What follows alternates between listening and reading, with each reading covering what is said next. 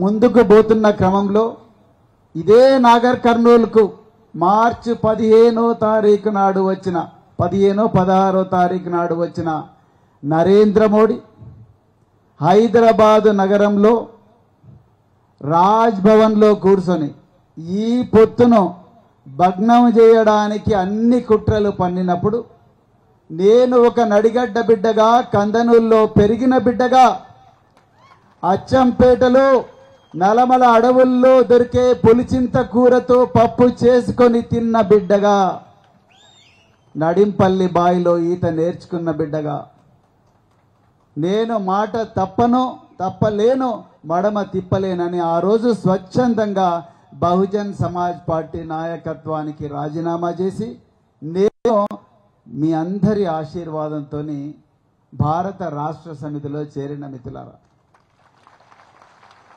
నాకు MP seat ఇస్తేనే నేను చేరుతాను అనలేదు. ఈ ఒప్పందం ముందరే అయిపోయింది. నాకు ఎంపీ సీట్ ఇస్తేనే నేను చేరుతాను అనలేదు. నాకు ఎంపీ సీట్ ఇవ్వకపోయినా మాట ఇచ్చిన కాబట్టి ఆ మాట మీద నిలబడతా అని చెప్పి నేను ఆ రోజు కేసీఆర్ గారి దగ్గరికి వెళ్ళడం జరిగింది. మిత్రులారా, ఈరోజు ఇంత చరిత్రాత్మకమైన సభ మరి నాగర్ కర్నూల్ పట్టణంలో బీఆర్ఎస్ పార్టీ ఆఫీసులో ఎంతో ఎండ ఉన్నా ఆకలి అవుతుంది అందరికీ, నిజం చెప్పండి,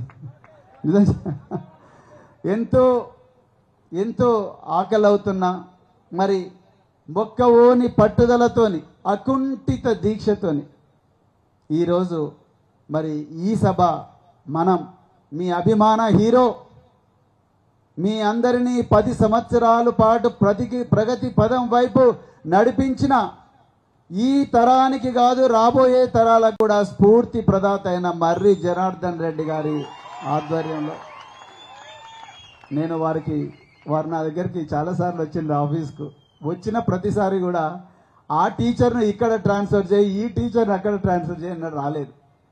మా నాగర్ కర్నూల్లో ఉండాల్సిన డిగ్రీ కళాశాల ఎట్లా జడ్చర్లలో షాద్నగర్లో ఉంటుంది, మా కళాశాల మాకే రావాలి అని కొట్లాడిన వ్యక్తి ఇవాళ మీ ఎమ్మెల్యే. అదేవిధంగా మా బిజినేపల్లిలో ఉండాల్సిన సాంఘిక సంక్షేమ గురుకుల పాఠశాల వనపర్తికి బిల్డింగ్ బాగుందని ఎట్లా తీసుకుపోతారు, మా బిజినేపల్లిలో పెట్టాలని చెప్పి కొట్లాడి ముఖ్యమంత్రి గారి దగ్గర నుంచి ఆర్డర్ తీసుకొచ్చిన వ్యక్తి ఈరోజు మీ ఎమ్మెల్యేగా ఇక్కడ మీ ముందర కూర్చున్నారు. నేను మొన్న గువ్వల బాలరాజు గారు, నిరంజన్ రెడ్డి సారు, తర్వాత మర్రి జనార్దన్ రెడ్డి గారు వీరందరి సమక్షంలో జరిగిన పార్టీ సమావేశాల్లో నేను చాలా క్లియర్గా చెప్పిన, నిజానికి ప్రజలకు ఎమ్మెల్యేగా ఎవరు గుర్తున్నారయ్యా అంటే ఒక మర్రి జనార్దన్ రెడ్డి, ఒక గువ్వల బాలరాజు, ఒక సింగిరెడ్డి నిరంజన్ రెడ్డి గుర్తున్నారు. అంతే తప్ప ఒక తూడి మేఘారెడ్డి, రాజేష్ రెడ్డి లేకపోతే వంశీకృష్ణ గుర్తున్నారా? మీకు గుర్తున్నారా? మీరు गली गली गली में जाओ, हर गली में जाइए, पूछिए वहां की आवाम को आपका एमएलए साहब कौन है. हर दीवार हर दरवाजे बोलेगा हमारा एमएलए मर्री जनार्दन रेड्डी है करके. ఇది వాస్తవం. లీడర్ అనే వ్యక్తి నీళ్లలో చేపలాగా జనం మధ్యలోనే ఉంటాడు. ఇవాళ నేను ఆయన పక్కన కూర్చుంటే ఆయన ఏమన్నాడు, సార్ మీరు నామినేషన్ వేసిన వెంటనే మీరు తిరిగినా తిరగకపోయినా నేనే ఈ ఎండలో కూడా ఆ 20 రోజులు పాదయాత్ర చేస్తా, మీకు వీలైతే రండి లేకపోతే లేదు, నా భుజస్కంధాల మీద ఈ బాధ్యత వేసుకున్న తప్పకుండా మిమ్మల్ని పార్లమెంటుకు పంపిస్తా. ఇంత మొండితనం ఎక్కడన్నా ఉంటుందా? ఈ మొండితనం లేకపోతే ఈ పార్టీ ఆఫీస్ వచ్చేదా? ఈ మొండితనం లేకపోతే మెడికల్ కాలేజ్ వచ్చేదా? ఈ మొండితనం లేకపోతే అగ్రికల్చర్ కాలేజ్ వచ్చేదా? ఈ మొండితనం లేకపోతే నాగర్ కర్నూలు జిల్లా అయ్యేదా? గువ్వల బాలరాజు గారు ఇక్కడే ఉన్నారు. హరిత విప్లవం, మన తెలంగాణలో హరిత విప్లవం తీసుకొచ్చిన మరి పెద్దలు సింగిరెడ్డి నిరంజన్ రెడ్డి గారు ఇక్కడే ఉన్నారు. పార్టీని మొదటి నుంచి వెన్నంటి పట్టుకొని పార్టీని ముందరికి తీసుకుపోతున్న బైకాని శ్రీనివాస యాదవ్ గారు ఇక్కడే ఉన్నారు. జయచంద్ర రెడ్డి ఇక్కడే ఉన్నారు. పెద్దలు నాగం జనార్దన్ రెడ్డి గారి ఆశీర్వాదం కూడా తీసుకున్న వారు మరి రాజకీయాల్లో తలబండిన వ్యక్తి, వారి ఆశీర్వాదం తీసుకున్నాను. అదేవిధంగా వేదిక మీద ఉన్న మరి సోదరి శాంత గారు, అదేవిధంగా కీర్తన గారు, అదేవిధంగా మరెందరో జడ్పీటీసీలు, ఎంపీటీసీలు, మీ అందరి కూడా హృదయపూర్వక పాదాభివందనాలు తెలుపుతూ, అదేవిధంగా తెలంగాణ కోసం, మన రేపటి తరం కోసం వారి వర్తమానాన్ని, వారి విలువైన ప్రాణాలని గడ్డిపోచలాగా త్యాగం చేసిన శ్రీకాంతచారి,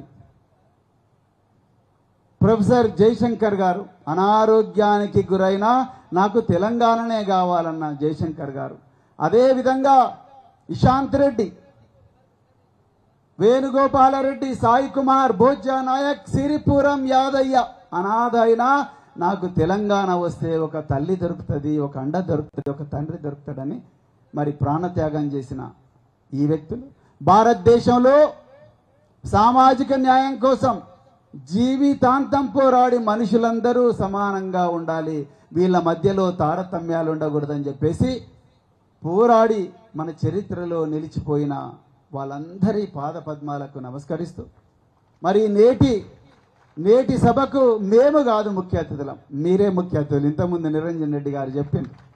నిజానికి మీరు అందరూ తెలుసుకుంటే ఒక్క నాగర్ కర్నూలు చాలు ప్రవీణ్ కుమార్ను పార్లమెంటులో కూర్చోబెట్టడానికి. ఎస్, బరాబర్ చెప్తున్నా మిత్రుల, మళ్ళీ చెప్తున్నా, సమయం చాలా విలువైనది కాబట్టి. ఇంతకు ముందున్న వక్తలు సుదీర్ఘంగా మన తెలంగాణ రాష్ట్రానికి ఎంత ఘోరమైన అన్యాయం జరిగింది, 10 సంవత్సరాల నిజమైన పాలనను, 4 నెలల నయవంచక పాలనను, రెండిటినీ పోలిస్తూ ఎంతో చక్కగా సోదాహరణంగా వివరించిన వ్యక్తులు, సభలో ఉన్న నాయకులు చెప్పిన విషయాలను మళ్ళీ ప్రస్తావించకుండా నేను కేవలం, ఇంతకుముందు జనార్దన్ రెడ్డి గారు అన్నారు, పెళ్లి కొడుకు ఇక్కడే ఉన్నాడు, ఇది ఒక స్వయంవరం, 3 వరులను మరి పోల్చడం జరుగుతూ ఉన్నది. నేను మిగతా 2 గురించి ఎక్కువగా మాట్లాడలేను, కానీ నా గురించి కేవలం ఒక 5 నిమిషాలను చెప్పి వదిలేస్తాను. మిత్రులారా, నేను నడిగడ్డలో అలంపూరులో పుట్టిన, మా తల్లిదండ్రులు 2 కూడా టీచర్లే. వాళ్ళ జీవితంలో 80% సర్వీసు అచ్చంపేటలో, నల్లమల అడవుల్లో, అమ్రాబాద్ దగ్గర వెంకటేశ్వర్ల బావి, నడింపల్లి, తుర్కపల్లి లాంటి గ్రామాల్లో చేసిండు, ఉద్యోగం చేసిండు. మా నాన్నగారి చేతుల మీదుగా, మా అమ్మగారి చేతుల మీదుగా 100 మంది విద్యార్థులు ఎంతో గొప్ప ప్రయోజకులై సర్వేలు లాంటి స్కూళ్ళకు పోయినరు, అమెరికాలో జార్జియాకు పోయినరు, అదేవిధంగా అమెరికాలో ప్రతి నగరంలో కూడా ఉన్నారు. నేను ఎప్పుడు పోయినా వాళ్ళు నన్ను ఒక్కసారి మాట్లాడుతూ ఉంటాను.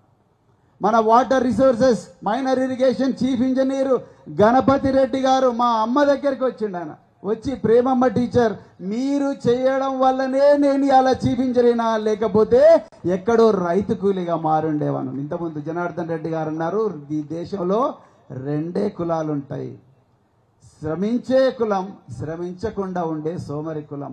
బతుకు తెరువు కోసం పల్లెటూరుని వదిలి పట్టణాలకు పోయి ప్రతి క్షణాన్ని కూడా విలువైన వనరుగా వాడుకుంటూ జీవితంలో ఒకరిని ముంచకుండా పైకి రావడం, అది ఒక కులం. సోమరితనంతో చీకటిని నిందిస్తూ కూర్చోవడం ఇంకొక కులం. మిత్రులారా, మా అమ్మగారు, మా నాన్నగారు, మా చెల్లెలు యాక్సిడెంట్లో చనిపోయిన మా అమ్మమ్మ, ప్రేమమ్మ ఈ ఏరియా నీకు వచ్చి రాలేదు, మనం వెళ్ళిపోదాం, చేతికొచ్చిన బిడ్డ చచ్చిపోయిందంటే నేను నడింపల్లిలోనే చేస్తా, కానీ నేను మాత్రం ఎక్కడ పోనని మా అమ్మ మొండిగా కూర్చొని ఆ పేద ప్రజలకు చదువు చెప్పిన సంస్కృతి నుంచి నేను వచ్చిన. గ్రామీణ ప్రాంతాల్లో మరి చదువు బాగా ఉండదు, మరి పట్టణ ప్రాంతాల్లో సోషల్ వెల్ఫేర్ హాస్టల్స్ ఉంటాయి.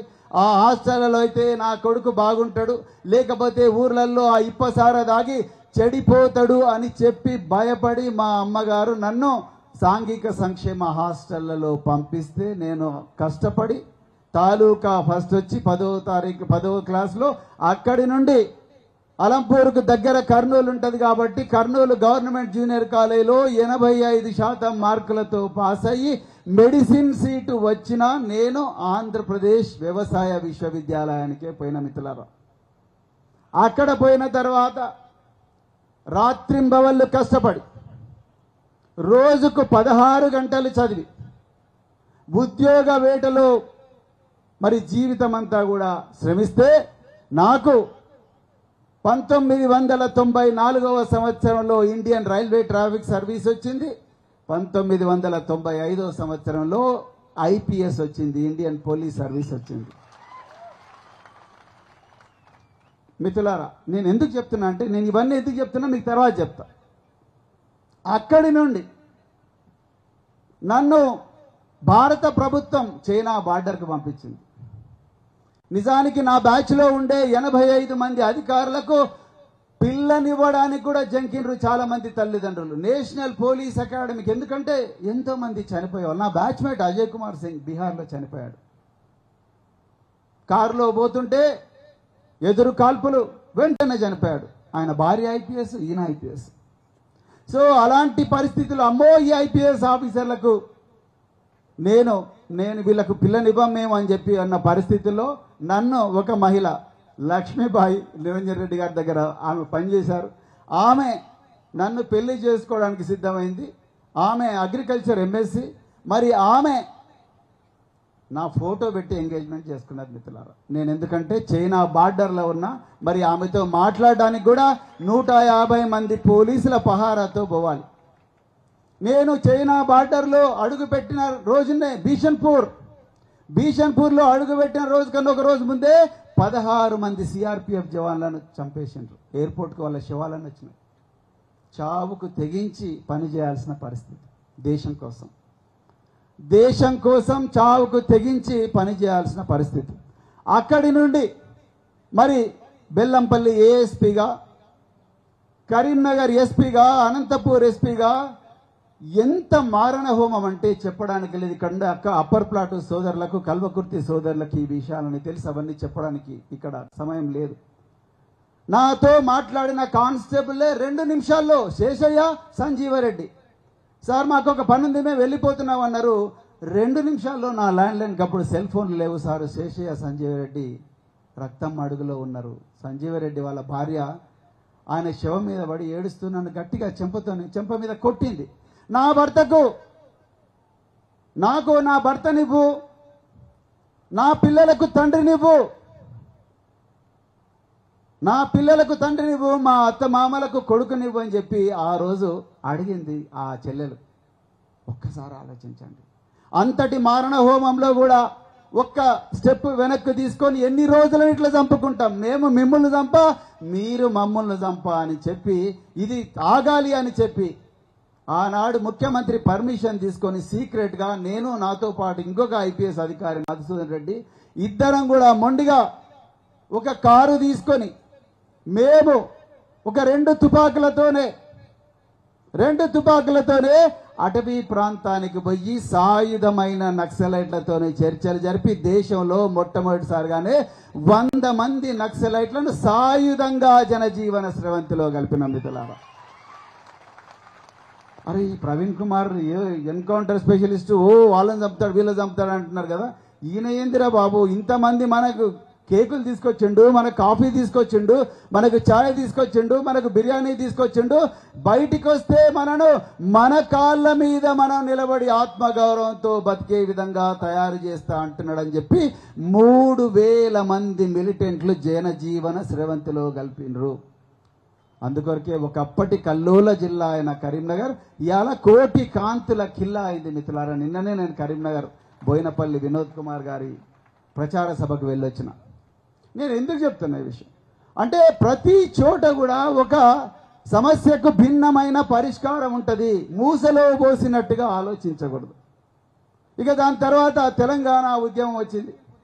తెలంగాణ ఉద్యమంలో ఎంతో మంది బిడ్డలు, నేను ఇంతకుముందు చెప్పిన ఎంతో మంది బిడ్డలు ఆత్మాహుతి చేసుకుంటే వస్తుంది తెలంగాణ వచ్చిన తర్వాత వీళ్ళ జీవితాలు ఏ విధంగా ఉండాలని చెప్పి అప్పుడున్న ప్రొఫెసర్ తిరుపతి రావు, కంచాయలయ్య ఇలాంటి వాళ్ళందరితో మాట్లాడి నేను మళ్ళొకసారి విద్యార్థిగా మారాలనుకుంటున్నాను. 44 సంవత్సరాల వయసులో పొద్దంతా బాష్పవాయు గోళాలు ప్రయోగించి పిల్లలను చంపకుండా కాపాడుతూ, ఆనాటి ఆంధ్ర పెత్తందారు పోలీసుల నుంచి కాపాడుతూ వాళ్ళందరినీ కూడా జాగ్రత్తగా హాస్టల్లకు పంపిస్తూ నేను ఇంటికి వచ్చి స్నానం చేసి మళ్ళీ GRE టోఫెల్ బుక్కులు చదువుకొని 2011 సంవత్సరంలో ఇంతకుముందు పెద్దలు నిరంజన్ రెడ్డి గారు చెప్పినట్టుగా ఈ ప్రపంచంలోనే 375 సంవత్సరాల వయసున్న ఎంతో మంది లేదు అని చెప్పి మూటాముళ్ళ జరుపుకొని ఇండియాకు వచ్చిన మిత్రులారా. నేను వచ్చిన వెంటనే మా DG ప్రభు దినేష్ రెడ్డి ఉండే, దినేష్ రెడ్డి గారి దగ్గరకు పోయి సార్ దయచేసి నాకు ఏదైనా ఎడ్యుకేషన్ డిపార్ట్మెంట్ ఇవ్వండి అన్న. ఇంతకుముందు జనార్దన్ రెడ్డి గారు అదే చెప్పాడు, నాకు చాలాసార్లు చెప్పాడు ఆయన విషయం.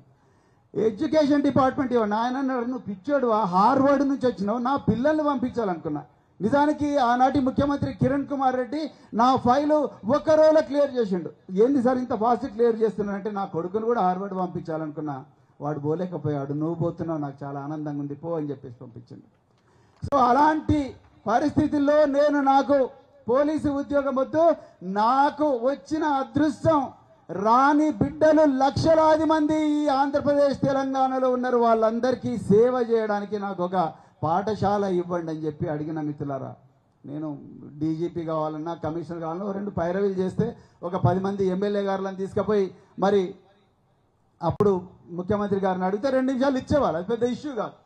కానీ అది వద్దు, నాకు వచ్చిన అదృష్టం రాని బిడ్డలు లక్షల మంది ఉన్నారు, వాళ్ళందరినీ నాలాగా తయారు చేయాలని చెప్పి నేను గురుకుల పాఠశాలకు వచ్చాను. గురుకుల పాఠశాలకు వచ్చిన వెంటనే మొదటి రోజే చాలా మంది ఏమనుకుంటారు, ఇంతకుముందు 100 రోజుల్లో అని చెప్తే నాకు నవ్వు వస్తుంది, నిజంగా చెప్తున్నా. 100 రోజుల్లో అవి చేస్తాం, ఇవి చేస్తాం, అవి చేస్తాం. నేను అంటున్నా 100 రోజులు కాదు, 100 నిమిషాల్లో కూడా ప్రజల జీవితాలు మార్చవచ్చు నీకు ఒక పక్కా ప్రణాళిక ఉంటే. నేను ఒక్కటే అన్నా, వీళ్ళకి ఏ మీడియంలో చదువు చెప్తున్నారు సార్? చాలా మంది కూడా తెలుగు మీడియం స్కూల్, మరి ప్రపంచం అంతా ఇంగ్లీష్ మీడియం పోతుంటే మనం తెలుగు అంటే గవర్నమెంట్ నుంచి ఏమైనా ఆర్డర్లు ఉన్నాయా వీళ్ళకు ఇంగ్లీష్ మీడియంలో చదువు చెప్పకూడదు అంటే లేవు సార్. నేను అక్కడిదక్కడనే ఒక వైట్ పేపర్ వేసి from today onwards all the residential schools shall be converted into English medium schools అని చెప్పేసి ఆర్డర్ చేసింది. రాత్రి 7 అయింది. శ్రీనివాసరెడ్డి అని ఒక డిప్యూటీ సెక్రటరీ, నేను శ్రీనివాస్ మన పిల్లలకి ఏం తిల్లి పెడుతున్నామంటే sir vegetarian, Monday, Tuesday, Wednesday palak paneer కాదు పాలకూర పప్పు, సొరకాయ పప్పు, ఆ పప్పు ఈ పప్పు అంటే మరి మటన్ చికెన్ ఎప్పుడు పెడతారన్న.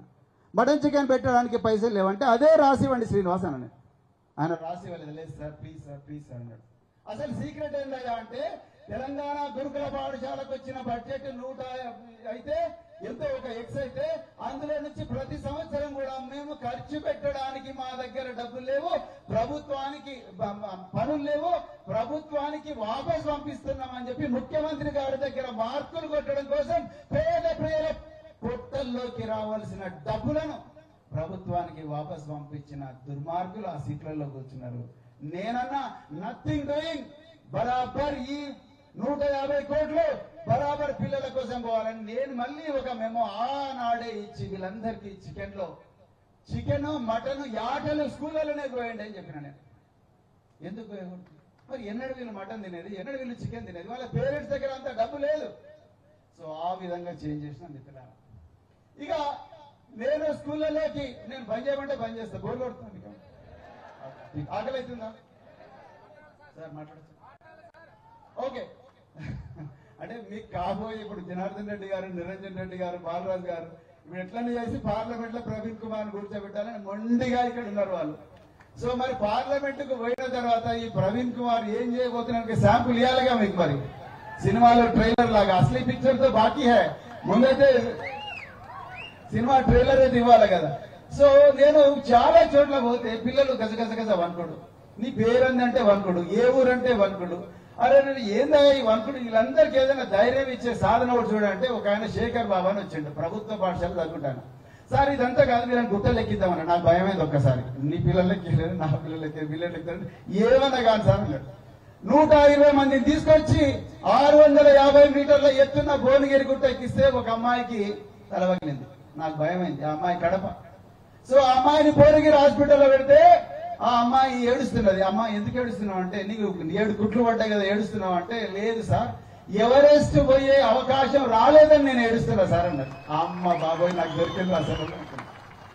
అనుకోని నేను ఆనాటి ఆఫీసర్లందరినీ కన్విన్స్ చేసి ఎవరెస్ట్కు కనీసం ఒక 2-3 పిల్లలన్నా పంపించాలని చెప్పి. ఎందుకంటే ఎవరెస్ట్ అంటే చావు అంతే. అది దక్షిణ భారతదేశం నుంచి మంచు కొండలు చూసే కష్టం. అలాంటి పరిస్థితి నుండి మరి ఎవరెస్ట్కు నేను మరి విద్యార్థులను నేను పంపించిన. మే 18వ తారీఖు నాడు 2014, అప్పటికి ఇంకా తెలంగాణ రాలే మిత్రులారా, 2014 ఏప్రిల్ 18వ తారీఖు నాడు 16 మంది చచ్చిపోతారు 5 నిమిషాల్లో. నాకు ఒక్కసారి, నేను బాపట్లలో ఉన్నా, నాకు భయమైంది. నేను ఆ పిల్లలకు ఫోన్ చేసిన సెటిలైట్ ఫోన్ తోని, అమ్మ మీరు వచ్చేసేయండి వాపస్, లేకపోతే నా ఉద్యోగం పోతాన్న. వద్దు సార్, మేము పోతాం, అనాదిగా మీకేం చేత కాదు, మీరు సర్కారీ అల్లుళ్ళు అని రకరకాల సూటిపోటి మాటలతో మమ్మల్ని ఈ సమాజం నిందించింది. మా సత్తా ఏందో చూపించి ఎవరెస్ట్ మీద త్రివర్ణ పతాకాన్ని, తెలంగాణ జెండాను పాతిన తర్వాతనే వస్తాం, చచ్చిపోయినా పర్వాలేదు అని అన్నారు. మిత్రులారా, మే 25వ తారీఖు నాడు ఉదయం 7:30 ప్రపంచ చరిత్రలోనే ఒక అద్భుతం జరిగింది. 13 సంవత్సరాల వయసున్న ఒక గిరిజన బిడ్డ మలావత్ పూర్ణ, 17 సంవత్సరాలున్న ఒక ఆనంద్ కుమార్ ఖమ్మం చెర్ల, వీళ్ళిద్దరూ పోయి 7:30 చివరి 100 మీటర్లను ఆక్సిజన్ లేకపోయినా పరిగెట్టుకుంటూ శవాల మధ్యల నుంచి పరిగెట్టుకుంటూ పోయి భారతదేశ త్రివర్ణ పతాకాన్ని, తెలంగాణ జెండాను, కేసీఆర్ గారి స్ఫూర్తితో తెలంగాణ జెండాను అక్కడ మరి పాతడం జరిగింది. దానికి ఎంత ఖర్చు అయింది? 68 లక్షలు ఖర్చు అయింది.